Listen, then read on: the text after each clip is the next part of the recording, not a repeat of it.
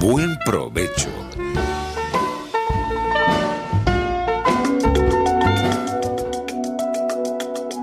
Monitor de Derechos Humanos, con el abogado penalista Fernando Fernández.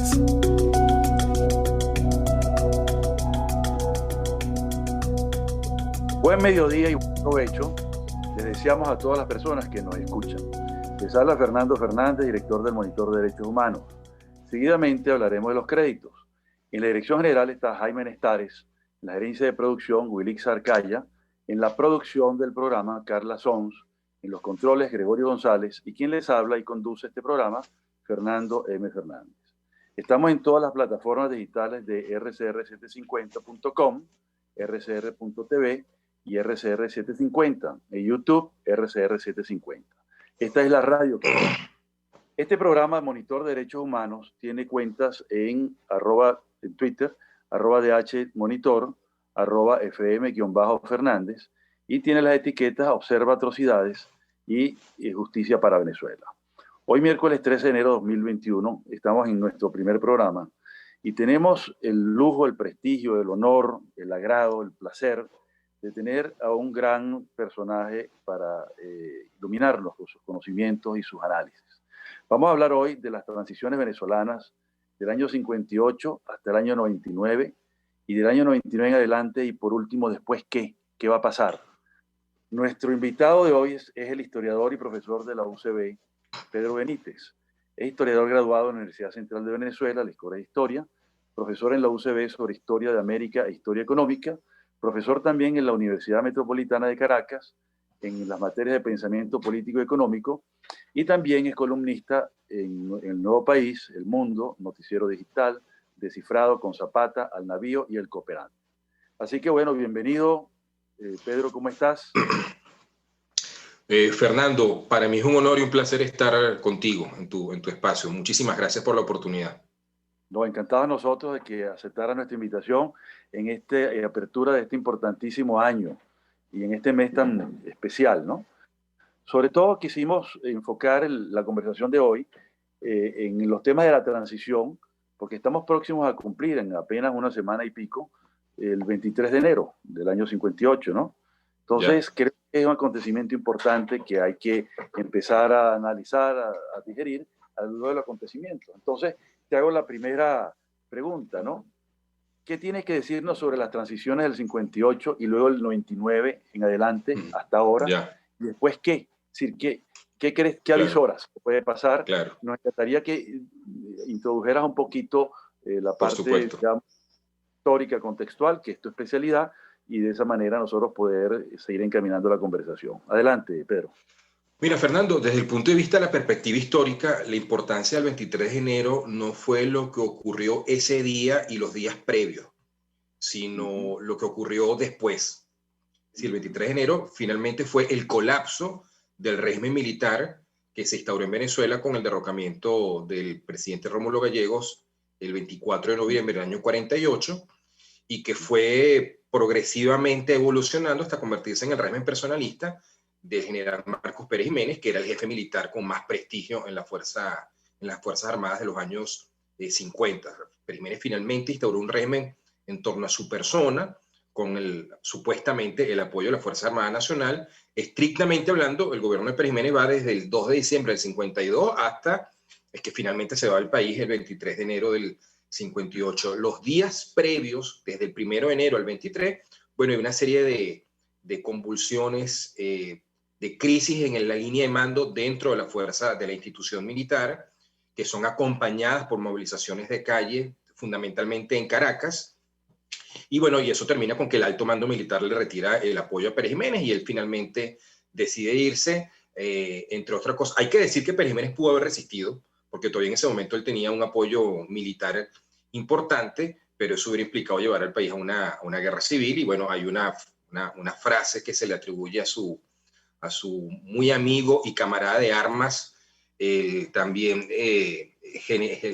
otro general, en este momento se me va el nombre, que le dice: Pérez, vámonos porque pues eso no retoña. General Llobera Páez. Bueno, se van en la madrugada del 23 de enero.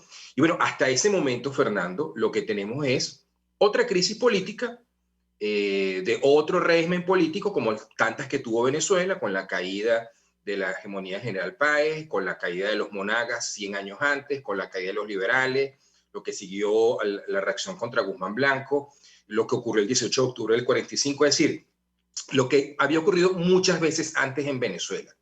¿Cuál fue la diferencia en esta ocasión?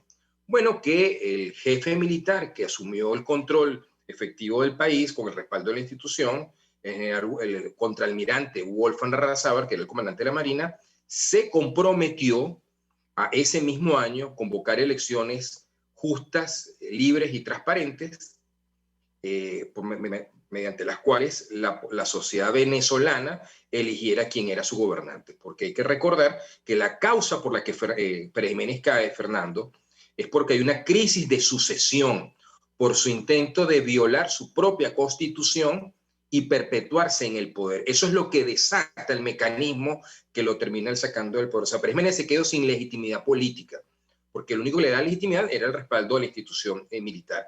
Bueno, Wolfgang Larrazábal optó por resolver ese problema haciendo una apertura política, permitiendo el regreso de los exiliados, liberando a los presos políticos, poniendo fin a la persecución del régimen militar contra sus adversarios, que había sido muy dura, y convocando elecciones que finalmente gana Rómulo Betancourt, candidato de Acción Democrática. Y ese es el inicio de nuestro periodo más largo de historia nacional como venezolanos, periodo más largo de 40 años, de estabilidad, de paz, de progreso, en el marco de una democracia de gobiernos civiles, donde cada 5 años había un proceso electoral y ocurrió algo inédito en nuestra historia, Fernando, hasta ese momento, y bastante extraño para para los parámetros latinoamericanos de aquella época.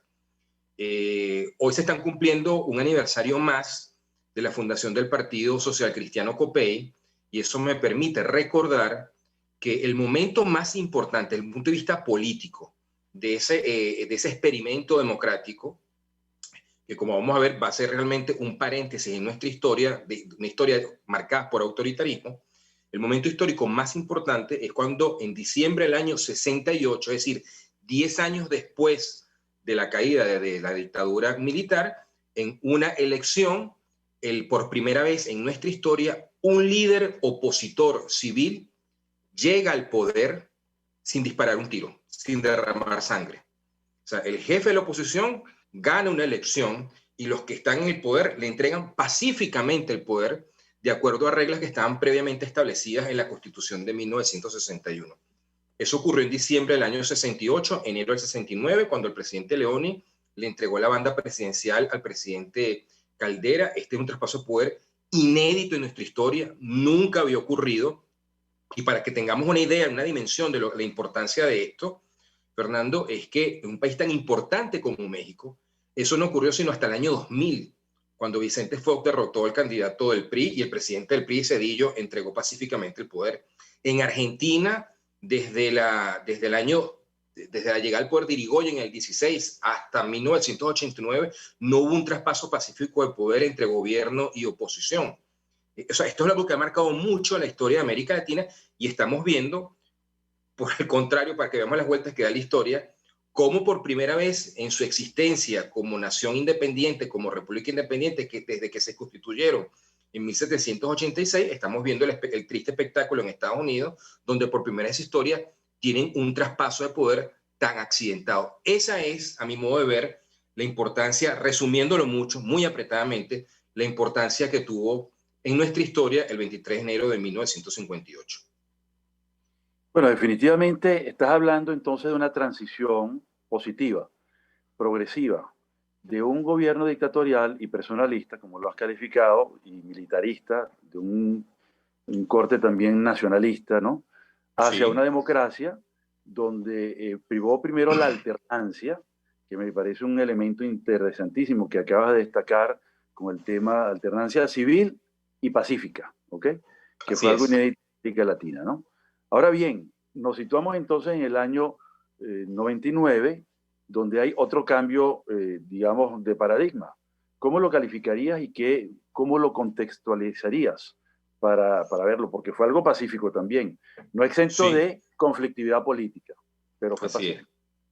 Sí, hay una transición del régimen de la democracia representativa a un nuevo régimen político que fue el que instauró el presidente Hugo Chávez por medio de los votos y con el aval de la Corte Suprema de Justicia de la época, que le permitió a él convocar una constituyente, un proceso constituyente que no estaba contemplado en la Constitución del 61. Es decir, que las instituciones del año 98, 99 le permitieron al expresidente Chávez la instauración de su régimen político, que es el que todavía estamos viviendo, ya vamos para 22 años de esta nueva hegemonía política que tiene el país. Fue una transición pacífica. Las diferencias. Bueno, la diferencia es que los hombres del año 58, los líderes civiles del 58, decidieron establecer un régimen donde el poder no se concentrara en una persona o en un partido. Ellos venían de una experiencia que fue el trienio ADECO 45-48, que terminó muy mal, y ellos sacan una lección de esa experiencia. Betancur lo dice muy claramente en su discurso de campaña: no, tenemos que combatir el canibalismo político. Esta cuestión de hacer la política, no un esfuerzo de debate en la arena pública, de propuestas, de soluciones de los problemas colectivos, sino un combate de destrucción del adversario, donde hay que destruir al que no piensa como nosotros. Y para eso ellos firman un mes antes de las elecciones un acuerdo político, que es el famoso Pacto de Punto Fijo, que establece una serie de reglas entre los principales partidos políticos venezolanos. En aquella época, los principales: Acción Democrática, Unión Republicana Democrática, encabezada por Jovito Villalba, y el Partido Copey, encabezado por el expresidente Rafael Caldera. Aunque el Partido Comunista, que era un partido más pequeño, pero que tenía mucho prestigio por la parte final de su lucha contra la dictadura militar, no suscribió el Pacto de Punto Fijo. No obstante, el Partido Comunista postuló candidatos, apoyó el candidato de RD, que fue el contraalmirante Wolfgang Larrazábal, eligió senadores y diputados al Congreso y firmó la Constitución del 61. De modo que lo que se estableció fue un sistema político donde el poder se repartía, donde el que gobernaba era legitimado por los que habían sido derrotados, pero él incorporaba a los que habían sido derrotados electoralmente a la toma de decisiones del país. Era un sistema político incluyente que ha dado cierto nivel de debate, de investigación del terreno de las ciencias políticas dentro y fuera de Venezuela. O sea, se estableció un acuerdo de convivencia política, un pacto político. Esa es la clave de la estabilidad que tuvo Venezuela durante esos 40 años. Contrariamente, el sistema político que el presidente Hugo Chávez empezó de manera pacífica a instalar en Venezuela partía de la base de barrer con el pasado, de excluir totalmente al sector que había sido derrotado. Es decir, era el triunfo de una parte de Venezuela sobre la otra. Con lo cual volvimos, desde mi punto de vista, modestamente, a una maldición que arrancó en Venezuela con la independencia, donde el que ganaba barría al que había sido derrotado. Esto pasó después de la independencia. Los partidarios de la independencia barrieron a los partidarios de la monarquía en Venezuela, que no eran pocos. Eso es algo que nuestra historia nacional olvida, pero hubo aquí un sector social muy importante, incluso en las clases populares, que siguieron manifestando y expresando y dando su apoyo leal al rey de España. Esa gente fue excluida del sistema político. Luego los monagas van a hacer lo mismo con los paecistas, luego los liberales con los conservadores.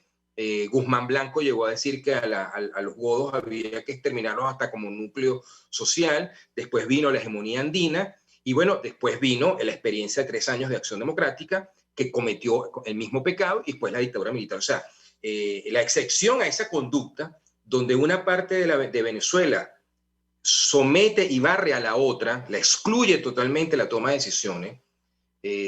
Nuestro paréntesis en esas prácticas políticas fueron esos 40 años. El presidente Hugo Chávez retomó eso con un estilo de populismo autoritario, donde, estas características sobre las cuales se ha escrito tanto últimamente, que se ha convertido en un fenómeno mundial, un liderazgo muy polarizador, que se caracteriza fundamentalmente porque siempre necesita a un enemigo, donde no se ataca a los problemas, sino que se vive de atacar al otro. Siempre necesita un enemigo. Entonces siempre tú tienes, y esto es una característica de los populismos a nivel mundial, necesitas, el líder populista necesita el enemigo anterior, el enemigo interior y el enemigo exterior.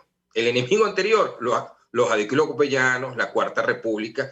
El enemigo interior, los escuálidos, la oposición, los empresarios, los jefes de la guerra económica. El enemigo exterior, el imperialismo norteamericano. Pero muy importante ese paneo que acabas de hacer, ¿no? Y mencionaste un término muy interesante que es el término de los acuerdos, que en el año 58 fue el famoso Pacto de Punto Fijo y que generó, pues, digamos, la autoexclusión del Partido Comunista, distinto a lo que dice la historia oficial, que es que fue excluido, ¿no? Pero tú aclaraste que sí participó y que tuvo actividades políticas, candidatos, etc. Vamos a ir a un corte y en el siguiente segmento vamos a continuar hablando y ver cómo esto se traduce en unas determinadas políticas de los derechos humanos, particularmente con el acento militar que ha tenido esta transición regresiva del año 99 en adelante. No olvidemos que hubo un golpe en el año 92, ¿no? Entonces, vamos al corte y regresamos y retomamos este asunto. Muchas gracias.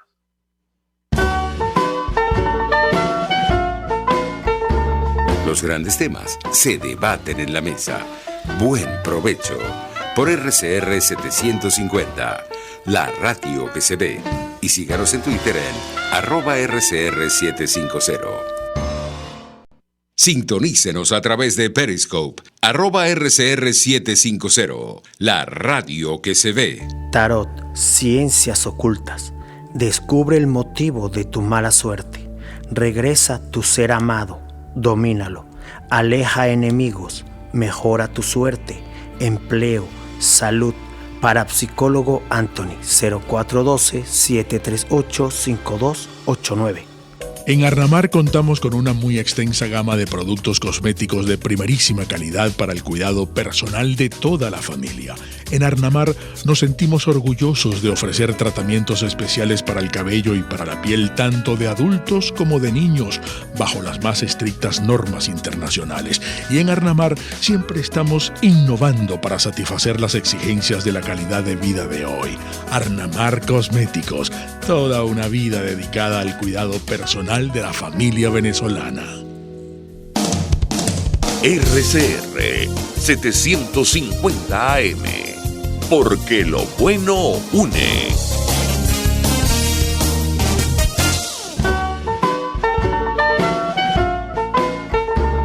Escuchas Buen Provecho por RCR 750, la radio que se ve.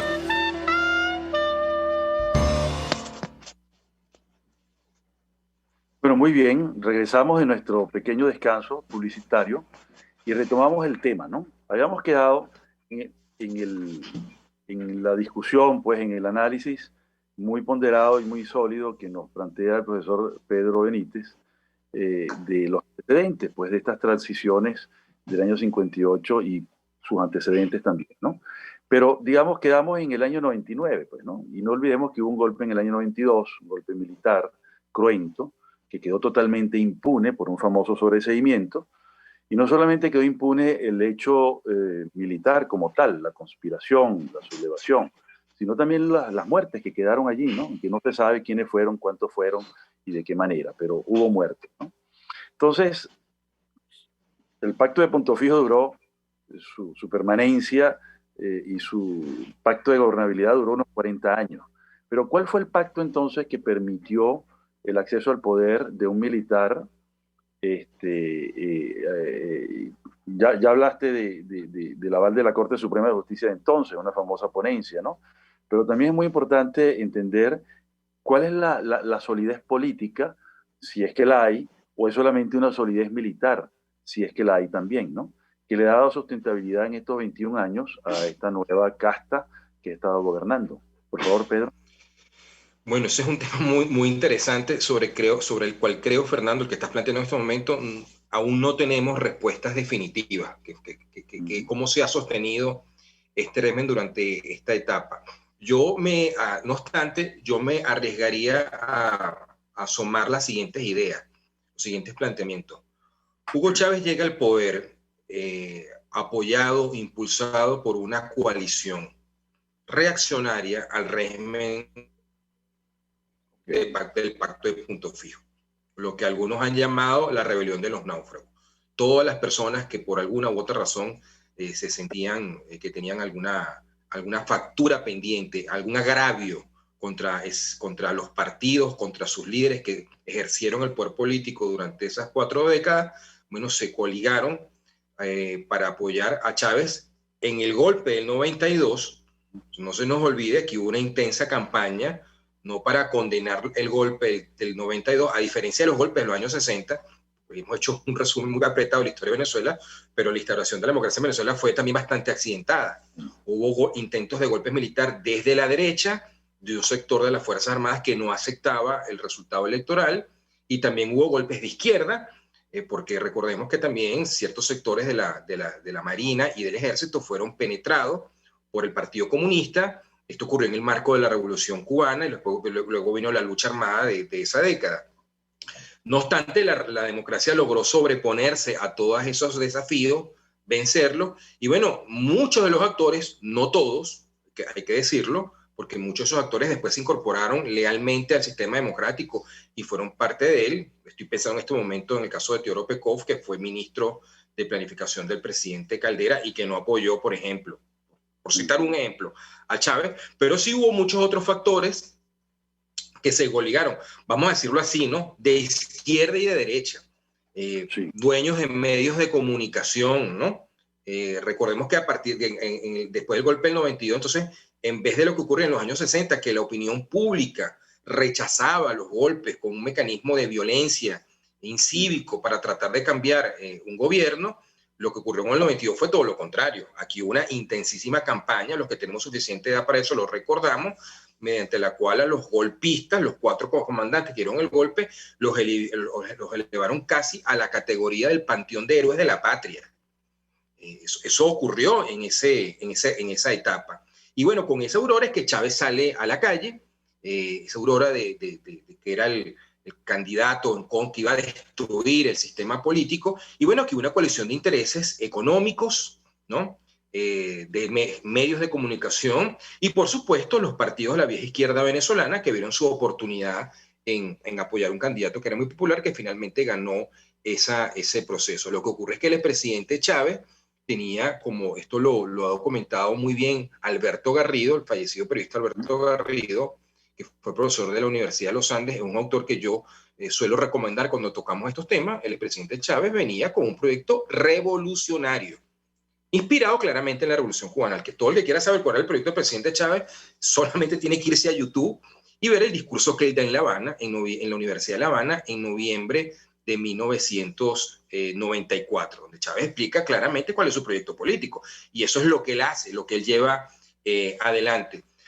De modo que mucha de esta gente que apoyó a Chávez tan entusiastamente, después se dio cuenta de la barbaridad que había cometido y, bueno, se fueron alejando de él, y en el transcurso de los años, la coalición de Chávez se fue mutando, se fue cambiando, porque Chávez se vendió en el 98 como un cambio democrático. Él siempre hablaba de que lo que estaba haciendo era incluso llegó hasta expresar su admiración por la tercera vía de Tony Blair y calificó a Cuba como una dictadura, pero una vez en el poder, bueno, él fue mostrando progresivamente su carta y él fue modificando su proyecto político y cada vez más fue un proyecto político de extrema izquierda.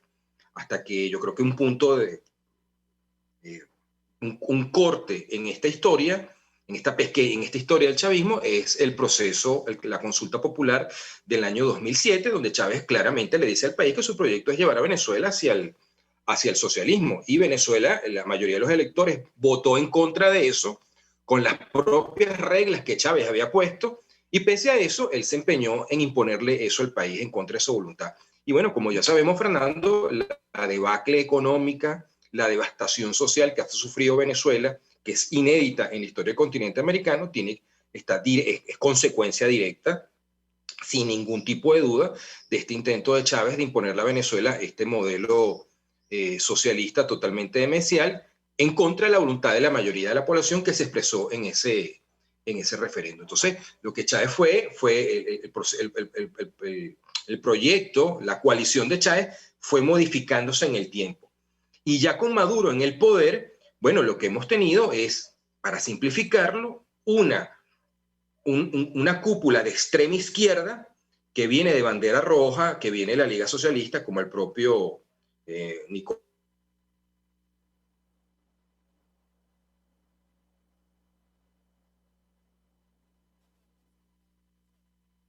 Sí. Bueno, fíjese, mientras hacemos contacto nuevamente con el profesor Pedro Benítez, hay que hacer, digamos, una especie de resumen de lo que venimos comentando, ¿no?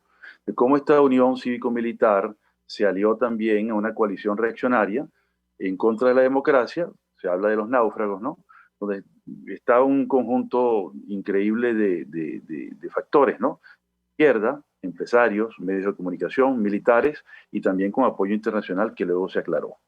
No sé si hicimos el contacto. Ok. Entonces, hay además un tema muy importante que subyace a todo esto, ¿no? Que es el tema de los derechos humanos. El tema de los derechos humanos... Sí, ahí volvió. ¿Aló? Sí, ¿Aló? ya volvió, Fernando. Se había caído, había habido Bienvenido. Estaba cerrando una idea. una interrupción. Estaba cerrando una idea. Adelante. Sí, bueno, ¿cómo se explica entonces la continuidad en el poder del proyecto chavista, que también ha ido mutando, ¿no? Lo que está haciendo Maduro tampoco es, en muchos aspectos, es la continuidad de Chávez, pero también el proyecto está cambiando. Bueno, Fernando, que contrariamente a lo que muchos pensaron,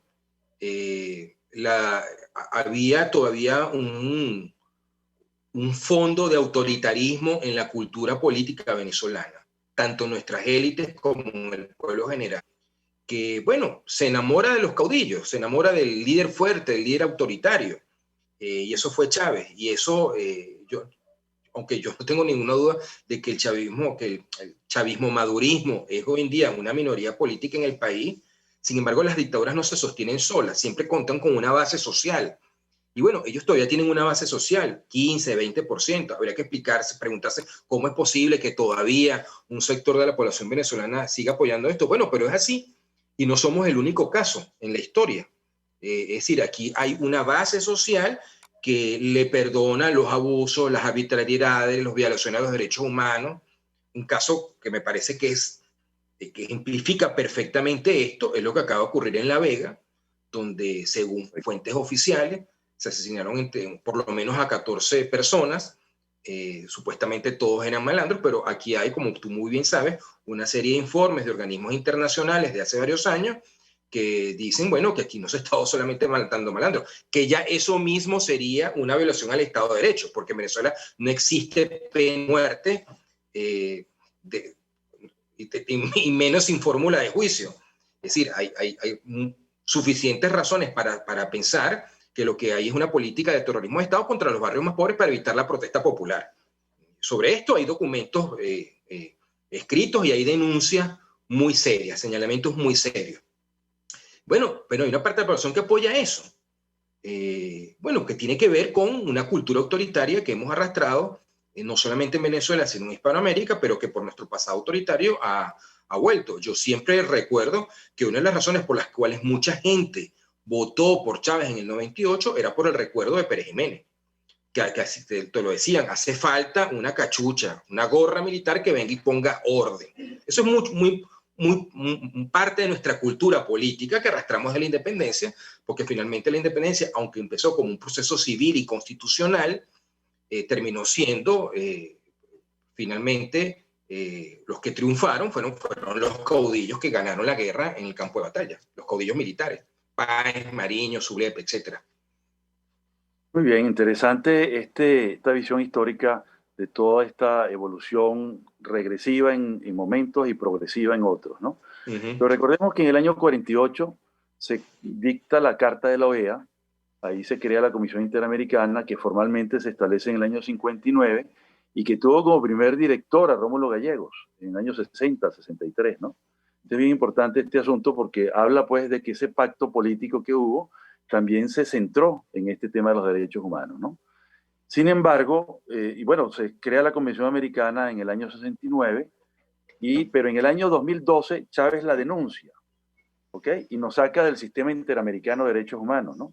Y nos saca inclusive de la Carta Democrática Interamericana, carta que había sido aprobada por aclamación, inclusive con los aplausos del propio Chávez, ¿no? Entonces, un poco para terminar, y nos quedan apenas unos 2, 3 minutos, quisiera que redondeara sobre este asunto, ¿qué ha marcado en estas transiciones a cada uno de estos 3 periodos, estos 2 periodos tan importantes que hemos hablado, los 3, dictadura militar, democracia y ahora esta era chavista, en términos de derechos humanos? ¿Cuál sería un balance, digamos, en pocas palabras? Bueno, contra el periodo de los 40 años ha habido una campaña denunciándolo, sobre todo la primera etapa, como un régimen represivo por el conflicto que hubo con la lucha armada. Incluso aquí hasta los jóvenes no lo saben. Y yo trato siempre de explicarlo en mis clases en la universidad. Aquí hubo incluso hasta una invasión que organizó Cuba a territorio venezolano. Y eso dio pie a excesos y abusos por parte del organismo, los cuerpos de seguridad del Estado. Pero, y esto es muy importante, los mecanismos propios de una democracia funcionaron. Esos abusos, esos excesos, esos crímenes que se cometieron por parte de organismos de seguridad del Estado fueron denunciados por la opinión pública, fueron debatidos en el Congreso, hubo investigaciones en la Fiscalía. Por poner un caso, recuerdo el del Jorge Rodríguez Padre, secretario general del Movimiento de Izquierda Revolucionaria, que en una cuestión confusa, no está muy claro que hubiese sido un hecho político, sino más bien de carácter de un secuestro por razones económicas. 2 policías lo secuestraron, lo torturaron y lo mataron. Bueno, esos 2 policías fueron presos y el fiscal general de la época, José Ramón Medina, empezó una investigación y el director de la época del cuerpo fue destituido. Es decir, hubo consecuencias, ¿no? Lo que hemos visto, es decir, no hubo impunidad como se quiere plantear. En cambio, lo que hemos visto en estos 21 años ha sido la instauración institucionalizada de la impunidad, donde no se permite denunciar, no se permite investigar y, por supuesto, no hay sanción. Curiosamente, puesto que el expresidente Chávez hizo campaña sus primeros años, si tú bien recordarás, diciendo que su revolución era democrática y con la bandera de los derechos humanos en la boca. De hecho, uno de sus principales apoyos, José Vicente Rangel, se hizo conocido a nivel nacional precisamente en los años 60, denunciando a la DIGEPOL y a la persecución de la policía contra la izquierda insurrecta. Bueno, una vez en el poder, usaron ese discurso, el tiempo que les fue útil, hasta que ya no les era necesario, se sintieron consolidados, entonces ahora se han olvidado del tema de los derechos humanos.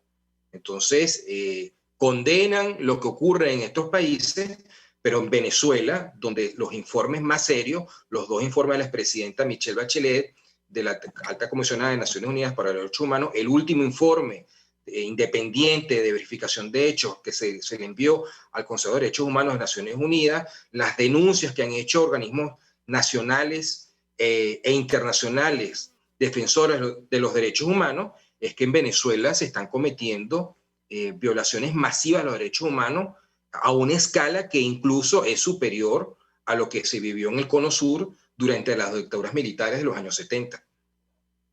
Muy interesante esa reflexión, porque nos habla entonces de que hubo una decadencia total.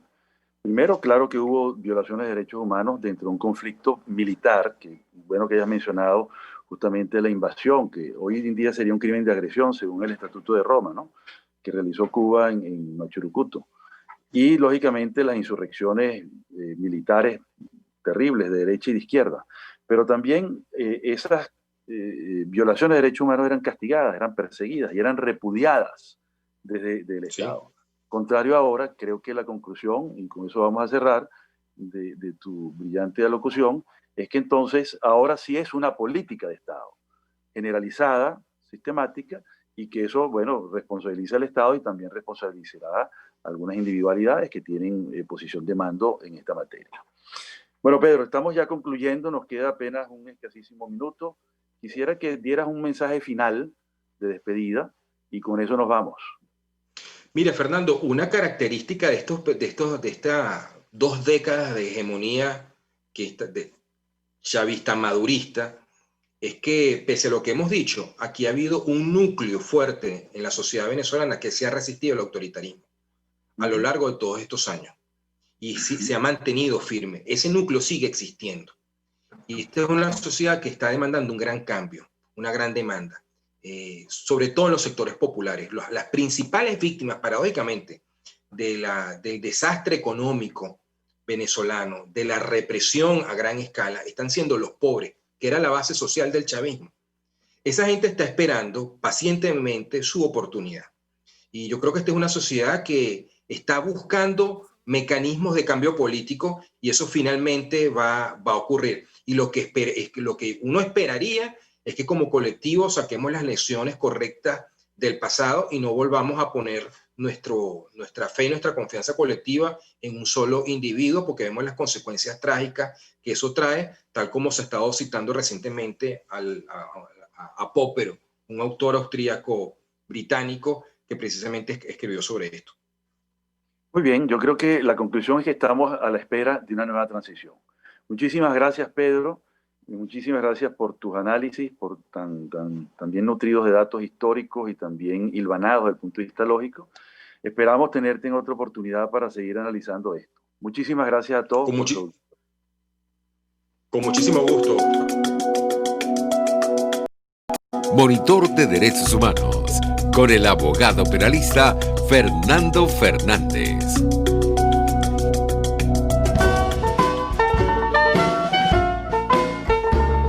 RCR presentó Buen Provecho. Síganos en Twitter como @RCR750, la radio que se ve.